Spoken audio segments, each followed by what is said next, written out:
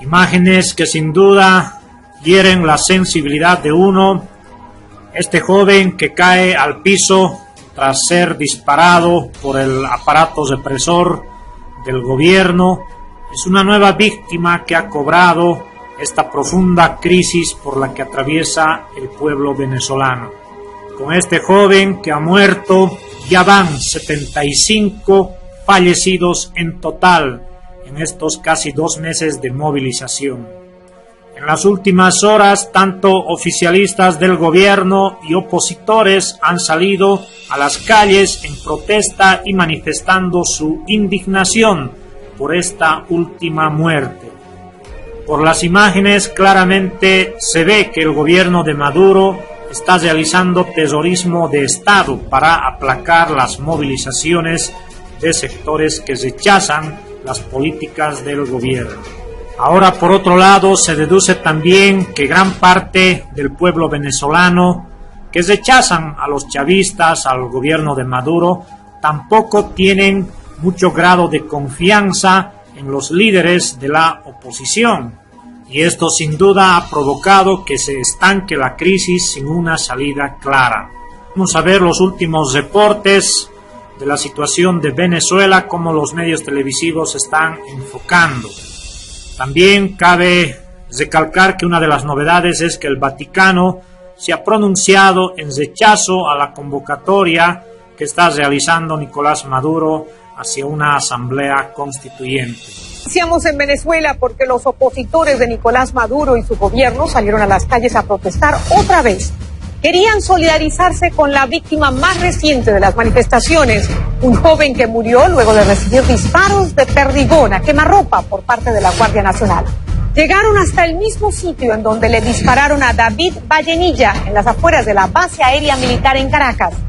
Y como ha sucedido durante casi 3 meses, se volvieron a encontrar con la represión de la Guardia Nacional. En la avenida frente a la base aérea, los manifestantes atravesaron varios camiones. 3 fueron incendiados en señal de repudio ante la violencia que enfrentan y que le ha costado la vida a 75 manifestantes. La jornada, convocada por los líderes opositores, se denominó el trancazo de la indignación. Está en la situación que algunos manifestantes indignados se encargaron de derribar un tramo de la reja que rodea la base aérea conocida como La Carlota, desde donde le dispararon al joven Vallenilla. Los cuerpos de seguridad respondieron con gases lacrimógenos y con tanquetas lanzaagua. Precisamente, la opositora Mesa de la Unidad Democrática ha convocado para mañana una gran marcha en Caracas para dirigirse a este mismo lugar. La oposición insiste en que permanecerá en las calles hasta que se restablezca el orden constitucional en Venezuela. El crimen de David Vallenilla fue captado en video y esto ayudó a que el presunto responsable fuera puesto tras las rejas y de paso iniciar una investigación. Su padre ofreció un testimonio desgarrador. Le envió un mensaje a Nicolás Maduro, quien en el pasado trabajó para él, para el papá del joven muerto a manos de la policía militar. Jorge Luis Pérez Valeri tiene los testimonios. El momento quedó registrado en las afueras de la base aérea militar La Carlota, en Caracas. La imagen muestra al estudiante David Vallenilla, de 22 años, caer al piso tras resultar herido por el disparo del arma de fuego de un policía militar. El joven dio unos pocos pasos antes de ser auxiliado por sus compañeros que lo trasladaron a una clínica de la capital, pero todo fue en vano. Compañeros. La información preliminar que divulgó el Ministerio Público indica que el joven David Vallenilla recibió 3 disparos en el tórax. Su nombre quedó registrado como la víctima mortal número 75 en los más de 80 días de manifestaciones antigubernamentales en el país. El acta de defunción indica que Vallenilla sufrió una hemorragia interna por perforación de pulmón, corazón e hígado provocada por disparo de arma de fuego. Que somos venezolanos y entonces ¿cómo es eso que la autoridad, la que tiene que velar por la seguridad, va a matar? La conmoción para los familiares es aún mayor al desconocer que el joven participaba en las protestas. Su madre, quien reconoce haber tenido diferencias políticas con su único hijo, rogó por el cese de la violencia. Cada quien tiene su forma de ver las cosas y él, murió por lo que pensaba. Si aquí hay una guerra, hay una cuestión más dura y más difícil, entonces va a ser muy tarde porque va a haber más madres que van a perder a sus hijos. Que pare la violencia, es lo único que queremos, por favor. El defensor del pueblo, Tarek William Saab, condenó el suceso e identificó al militar responsable como Arly Méndez, quien está detenido. La defensa del sospechoso no ha emitido comentarios a la prensa. La misma tarde del crimen, el presidente habló sobre la actuación de los cuerpos de seguridad en las manifestaciones. La Guardia Nacional Bolivariana y la Policía Nacional Bolivariana ha hecho un esfuerzo heroico y lo debe seguir haciendo. Sin armas de fuego, tan prohibidas. Sin escopeta de perdigones, tan prohibido. Con agua y el gasecito lacrimógeno que está permitido, solamente. El padre del fallecido afirmó haber trabajado con el presidente Nicolás Maduro en el metro de Caracas. Nicolás, es claro que hubo una agresión directa contra David José que conociste, pequeño. Que esto no quede así nada más, Nicolás. Por favor. No era malandro, era un estudiante. El ministro de Interior y Justicia, Néstor Reverol, informó que el militar sospechoso del crimen habría utilizado un arma de fuego no autorizada y que será procesado por su responsabilidad individual. Aún así, culpó a la oposición, acusándola de usar grupos violentos para atacar bases militares e instalaciones públicas. Para la abogada Rocío San Miguel, quien dirige una organización que vigila la actuación de los organismos de seguridad, el castigo por los hechos debe implicar a la cadena de mando. No puede ser que ya, en el transcurso de 80 días o más de 80 días de protesta, estemos encontrando ya patrones de conducta. Es decir, estamos ya viendo unas características que se repiten, lo cual hace suponer que las decisiones para asesinar personas en el control de manifestaciones públicas en Venezuela están emitiéndose desde la más alta autoridad. En el marco de las protestas, la Fiscalía General ha imputado a una veintena de funcionarios de las fuerzas del orden, acusados de homicidio, violación de domicilio, tratos crueles y uso indebido de armas orgánicas, entre otros delitos. Para CNN, Jorge Luis Pérez Valeri, Caracas. Los expresidentes de Colombia y de Bolivia, Andrés Pastrana y Jorge Quiroga, están preocupados por lo que se está viviendo en Venezuela y lo expresaron en una reunión con el secretario de Estado del Vaticano, Pietro Parolin. Tras el encuentro, los expresidentes informaron que también conversaron sobre una carta privada que el Vaticano envió al gobierno venezolano. Se refieren al mensaje enviado en diciembre, firmado por Parolin, que entre otras cosas pedía una solución inmediata para un país agobiado por la escasez de alimentos y medicinas.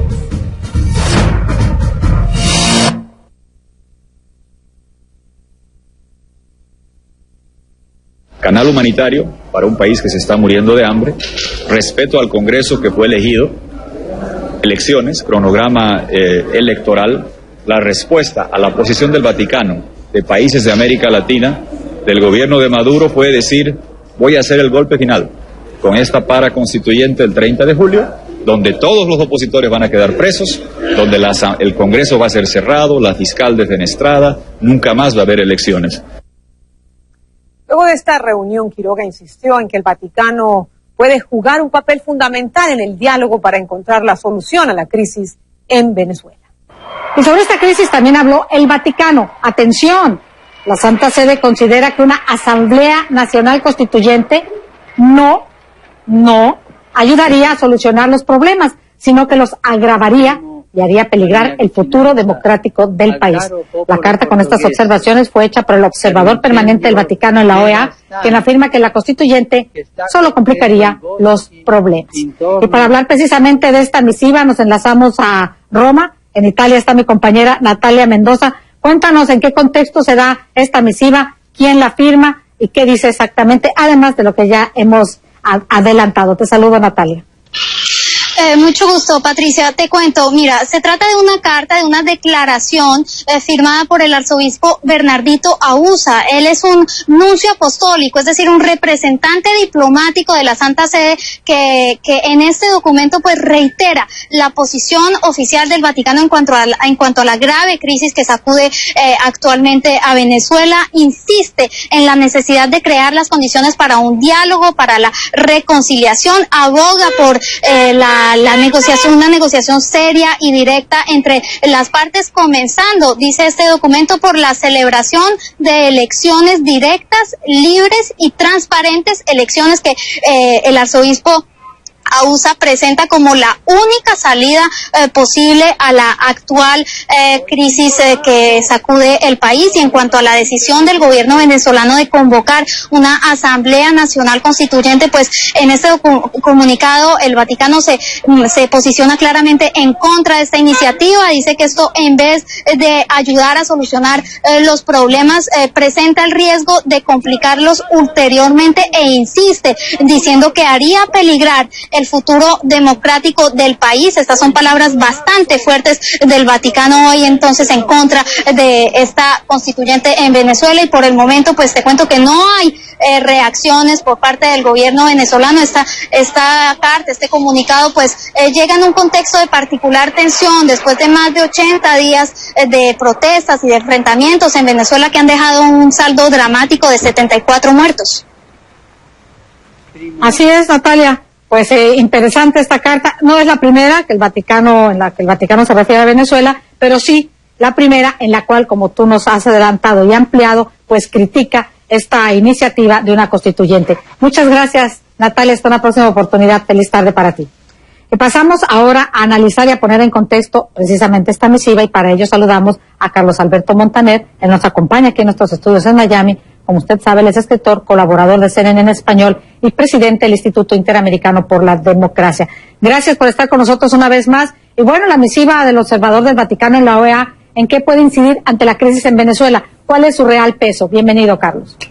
Hola, Patricia. Bueno, gracias por invitarme. Yo creo que es muy importante porque el Vaticano tiene un peso moral muy grande en todas las cuestiones políticas y en las cuestiones, por supuesto, que tienen que ver con la fe, pero especialmente en las cuestiones políticas, porque el Vaticano se vio sorprendido en su buena fe cuando decidió participar en una gestión y descubrieron a medio plazo que esa gestión estaba funcionando a favor de Nicolás Maduro y a favor de ganar tiempo, pero que no tenían la menor intención de democratizar al país, ni mucho menos. El hecho de que el nuncio apostólico, que en este caso es un arzobispo de origen filipino, que es muy importante dentro de la Iglesia, doctor en teología, que incluso en su momento se pensó que podía ser uno de los papables, pero el hecho de que él, en consulta con el Vaticano, haya redactado un documento de esta naturaleza y en el que se pide, además de todas esas cosas que se han señalado, que se pide que se acabe de crear un grupo de países amigos que conduzcan el proceso hacia buen puerto. A mí me parece que eso es de una extraordinaria importancia, Patricia. Tiene un peso tremendo porque el Vaticano, aquella pregunta de Stalin de cuántas divisiones tiene el Vaticano tiene todas las divisiones morales que uno se puede imaginar y más en América Latina. Yo creo que en el caso de Maduro esto debilita mucho la posición intransigente de la dictadura, ya se le puede llamar así, de la dictadura de Maduro. Tenemos un minuto. Es importante también los foros en los que se dicen las cosas. La OEA acusada de no avanzar, parecía que iba a suceder algo, según podría haber adelantado o había adelantado, de hecho, el canciller mexicano. Pero se da esta carta finalmente, se da ante el representante de la OEA. ¿Qué te dice esto? ¿Qué es el entre líneas? A esto podría estarse refiriendo inclusive la delegación mexicana, porque irrumpe, sin imaginarlo nadie, que el Vaticano criticara la constituyente, Carlos.